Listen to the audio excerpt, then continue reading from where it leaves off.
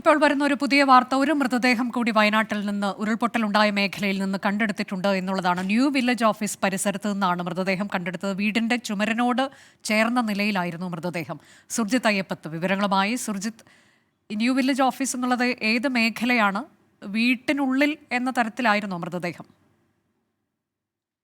ഒരു മൃതദേഹം കൂടി കണ്ടെടുത്തിരിക്കുന്നു. ന്യൂ വില്ലേജ് ഓഫീസ് പരിസരത്ത് നിന്നാണ് മൃതദേഹം കണ്ടെത്തിയത്. വീടിന്റെ ചുമരിനോട് ചേർന്ന നിലയിലാണ് മൃതദേഹം. ഇന്നിപ്പോൾ എനിക്ക് തോന്നുന്നു ആദ്യമായി ലഭിക്കുന്ന ഒരു മൃതദേഹമാണ്. തിരച്ചിൽ ഊർജിതമായി തന്നെ വിവിധ മേഖലകൾ കേന്ദ്രീകരിച്ച് പുരോഗമിക്കുന്നുണ്ട്. സുർജിത്ത്, ന്യൂ വില്ലേജ് ഓഫീസ് എന്നുള്ളത് ഏത് ഇടമാണ്? വീട്ടിനുള്ളിലായിരുന്നു മൃതദേഹം? ന്യൂ വില്ലേജ് ഓഫീസ് ഇതിന് തൊട്ടടുത്തുള്ള പ്രദേശമാണ്. പുഴ ഗതിമാറി ഒഴുകിയ ആ ഒരു മേഖലയാണ്. ആ ന്യൂ വില്ലേജ് ഓഫീസിന് അടുത്തൊരു വീടിനോട് ചേർന്ന ഒരു നീല നിറത്തിലുള്ള ചുവരുള്ള വീടാണ്. വീടിന്റെ പകുതി ഭാഗവും മുങ്ങിയ നിലയിലാണ്. അതിന്റെ ചുമരിനോട് ചേർന്നാണ് ഇപ്പോൾ മൃതദേഹം കണ്ടെത്തിയിരിക്കുന്നത്. NDRF-ഉം ഫയർഫോഴ്സും ഇവിടെയുണ്ട്. അവരുടെ നേതൃത്വത്തിലാണ് തിരച്ചിൽ നടന്നുകൊണ്ടിരിക്കുന്നത്. മൃതദേഹം കണ്ടെത്തി. മൃതദേഹം കൺമുമ്പിൽ കാണാൻ കഴിയുന്നുണ്ട്. ഈ ചുമരിനോട് ചേർന്ന് കിടക്കുന്ന നിലയിലാണ്. അവിടെ നിന്നും JCB ഉപയോഗിച്ചുകൊണ്ട് മൃതദേഹം മാറ്റാനുള്ള ശ്രമമാണ് ഇപ്പോൾ നടന്നുകൊണ്ടിരിക്കുന്നത്.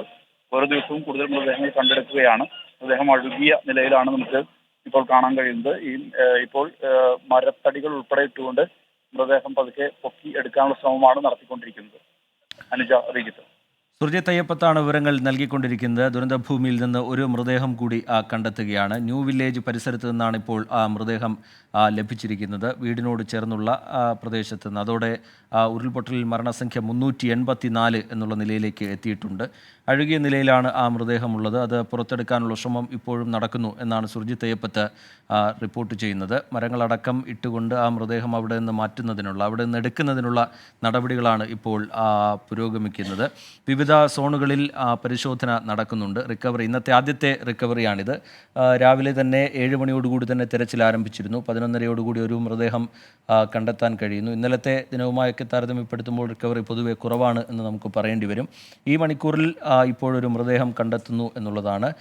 ന്യൂ വില്ലേജ് പരിസരത്ത് നിന്നാണ് അത് കിട്ടിയിരിക്കുന്നത്. അതിൻ്റെ തുടർ നടപടികൾ അവിടെ ദൗത്യസംഘം മുന്നോട്ട് കൊണ്ടുപോവുകയാണ്. അല്പസമയത്തിനകം തന്നെ അതുമായി ബന്ധപ്പെട്ടുള്ള കൂടുതൽ വിവരങ്ങൾ നമുക്ക് ലഭ്യമാക്കാൻ കഴിയും. ഒരുപക്ഷെ അതിൻ്റെ ദൃശ്യങ്ങളും ആ നടപടികളുടെ ദൃശ്യങ്ങളും നമുക്ക് പ്രേക്ഷകരിലേക്ക് എത്തിക്കാൻ കഴിയും എന്നാണ് മനസ്സിലാക്കുന്നത്. ഇതിനിടെ റീജിത്ത്, ഒരു വിവരം വരുന്നത് സംസ്ഥാന ഓർഫനേജ് കൺട്രോൾ ബോർഡ് ചെയർമാൻ പ്രതികരിച്ചിട്ടുള്ളത് വയനാട്ടിൽ ഒറ്റപ്പെട്ടു പോയ കുട്ടികൾ അടക്കമുള്ളവരുടെ സംരക്ഷണം ഏറ്റെടുക്കും എന്നുള്ളതാണ്. ബോർഡിന്റെ അംഗീകാരത്തോടെ പ്രവർത്തിക്കുന്ന വിവിധ സ്ഥാപനങ്ങളിൽ കുട്ടികൾ, വൃദ്ധർ, അഗതികൾ തുടങ്ങിയവരെ സംരക്ഷിക്കും.